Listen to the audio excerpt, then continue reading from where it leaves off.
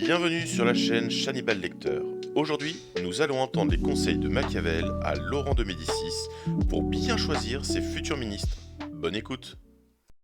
Ce n'est pas chose de peu d'importance pour un prince que le choix des ministres, lesquels sont bons ou non selon la sagesse du prince.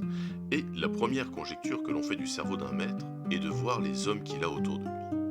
Et quand ils sont capables et fidèles, on peut toujours le réputer sage, puisqu'il a su les juger capables et les maintenir fidèles. Mais quand ils sont autrement, on peut toujours porter mauvais jugement sur lui, car la première erreur qu'il fait, c'est dans ce choix qu'il l'a fait. Il n'était personne qui connut messire Antoine d'Avenafro pour ministre de Pandolfe Petrucci, prince de Sienne, qui ne jugea Pandolfe être homme de grand mérite, ayant un tel homme pour ministre.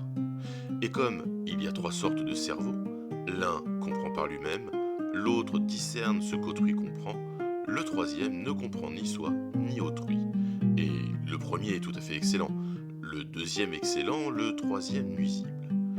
Il fallait donc nécessairement que, si Pandolfe n'était du premier degré, il fût du second, car chaque fois que quelqu'un a assez de jugement pour connaître le bien ou le mal qu'un autre fait et dit, encore que de lui-même il n'ait pas d'invention, il connaît les œuvres mauvaises et les bonnes de son ministre, et il exalte celles-ci et il châtie les autres. Et le ministre ne peut espérer de le tromper, et il reste bon. Mais comment un prince pourra connaître son ministre ? Voici un moyen qui ne trompe jamais. Quand tu vois le ministre penser plus à soi qu'à toi, et que, dans toutes les affaires, il recherche là-dedans son profit, un tel homme ainsi fait jamais ne sera bon ministre, jamais tu ne pourras te fier à lui. Car celui qui a l'état de quelqu'un en main ne doit jamais penser à soi, mais toujours au prince, et ne jamais l'entretenir de choses qui ne le concernent pas. Et d'un autre côté, le prince, pour qu'il reste bon, doit penser au ministre, en l'honorant, en l'enrichissant, en le faisant son obligé, en lui donnant sa part des honneurs et des charges, afin qu'il voie qu'il ne peut subsister sans lui, et que l'abondance des honneurs ne lui fasse pas désirer plus d'honneur, l'abondance des richesses ne lui fasse pas désirer plus de richesses, l'abondance des charges lui fasse craindre les changements.